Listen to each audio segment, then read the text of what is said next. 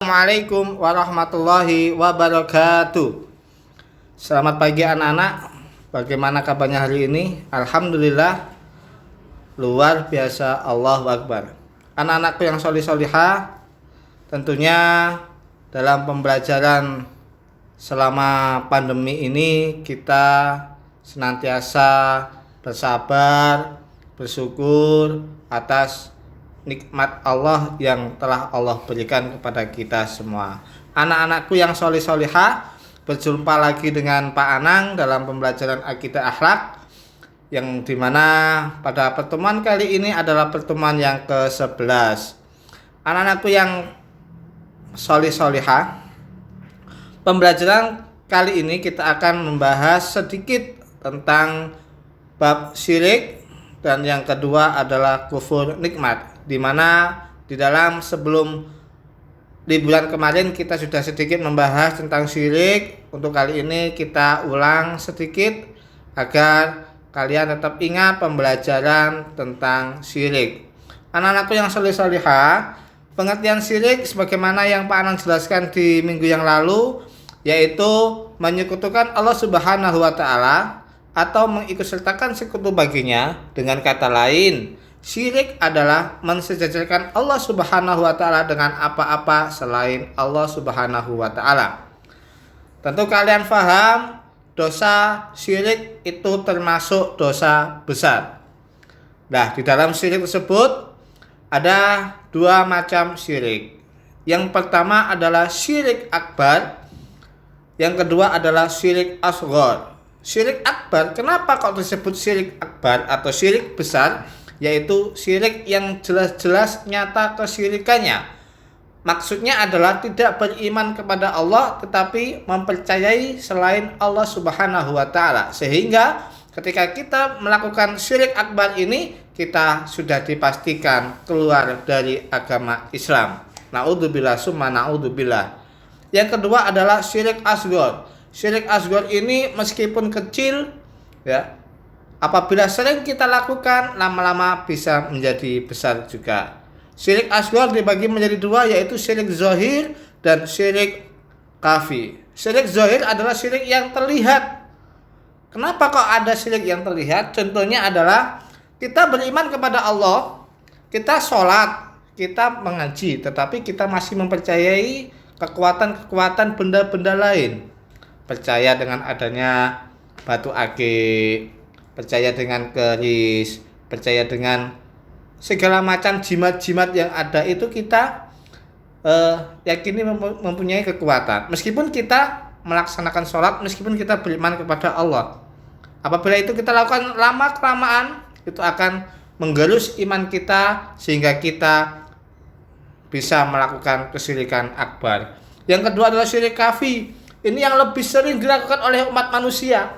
Kenapa kok syirik khafi atau syirik tersembunyi? Karena syirik tersembunyi ini adalah terletak di dalam hati kita, sehingga yang tahu itu adalah diri kita sendiri dan Allah Subhanahu wa Ta'ala. Anak-anakku yang soleh-solehah, semoga dengan adanya penjelasan ini kalian bisa mengetahui bahaya-bahaya syirik. Ya, bahaya syirik adalah akan mengeluarkan kita dari agama Islam. Karena apa? Syirik termasuk dosa yang besar atau dosa yang tidak diampuni. Sebagaimana dalam surat An-Nisa ayat 48 yang berbunyi, sesungguhnya Allah tidak akan mengampuni dosa syirik, dan Dia mengampuni segala dosa yang selain dari syirik itu bagi siapa yang dikehendakinya. Barang siapa yang mempersekutukan Allah, maka sungguh ia telah berbuat dosa yang besar. Anak-anakku yang soleh-solehah, bagaimana kalau kita sudah terlanjur berbuat syirik? Maka sebelum kita ajal tiba, bertobat taubatan nasuhah kepada Allah Subhanahu wa Ta'ala, taubat yang sesungguh-sungguhnya agar kita terhindar dari yang namanya sifat syirik. Anak-anakku yang soleh-solehah, membahas pembahasan yang kedua, yaitu tentang kufur nikmat. Kufur nikmat ini adalah salah satu perilaku tercela yang harus kita hindari. Anak-anakku yang soleh-solehah, sebagaimana dalam surat Ibrahim ayat yang ke-7 yang berbunyi, A'udzubillahi minasyaitonirrajim, Wa itta'addana rabbukum la in syakartum la azidannakum wa la in kafartum inna adzabi lasyadid.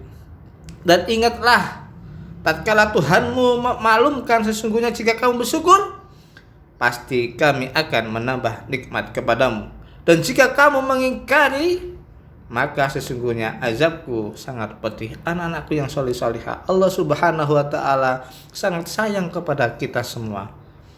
Karena apa? Dengan pengertian kufur nikmat ini kita akan paham, ya. Kufur nikmat berasal dari kata kufur, yaitu berasal dari kafaro yang berarti menutup. Kufur nikmat adalah melupakan nikmat dan menutup-nutupinya atau mengingkari nikmat yang telah dianugerahkan oleh Allah. Kufur nikmat lawan katanya syukur nikmat. Anak-anakku yang soleh-solehah, apabila kita menghitung nikmat Allah Subhanahu wa Ta'ala yang telah dianugerahkan kepada kita semua, pastinya kita tidak akan cukup. Sebagaimana penjelasan wa in ta'uddu ni'matallahi la tuhsuha innallaha laghafurur rahim. Dan jika kamu menghitung nikmat Allah, niscaya kamu tidak akan mampu menghitungnya. Sungguh Allah benar-benar Maha Pengampun, Maha Penyayang. Anak-anakku yang soleh-solehah, nikmat tidak hanya kekayaan yang kita punya. Kadangkala kita sebagai umat manusia ada nikmat yang sering dilupakan. Yang pertama adalah nikmat sehat, dan yang kedua adalah nikmat kesempatan. Anak-anakku yang soleh-solehah, kedua kenikmatan ini kadangkala kita sering lupakan. Kadangkala kita berpikir nikmat itu hanya berupa uang, nikmat itu berupa harta. Tapi sesungguhnya Allah Subhanahu wa Ta'ala memberikan, menganugerahkan kepada kita semua kenikmatan yang kadangkala kita sering lupakan. Maka dari itu anak-anakku yang soleh-solehah, kenapa kok kita harus senantiasa menjaga kesehatan Allah? Kesehatan yang diberikan oleh Allah ini dengan bagaimana? Yang pertama, menjaga 3M, mencuci tangan, menjaga imun tubuh dan sebagainya. Anak-anakku yang soleh-solehah, dalam kita menjaga kesehatan ini kita harus benar-benar menjaga pola makan kita. Janganlah kita senantiasa makan dan minum secara berlebihan, karena Allah Subhanahu wa Ta'ala tidak menyukai orang-orang yang berlebihan. Sebagaimana di dalam surat Al-A'raf ayat 31 dijelaskan, wa kulu wasrabu wa la tusrifu innahu la yuhibbul musrifun. Makan dan minumlah dan jangan berlebihan. Sesungguhnya Allah tidak menyukai orang-orang yang berlebihan. Karena sesungguhnya ketika kita berlebihan, itu adalah suatu hal yang tidak disukai oleh Allah Subhanahu wa Ta'ala.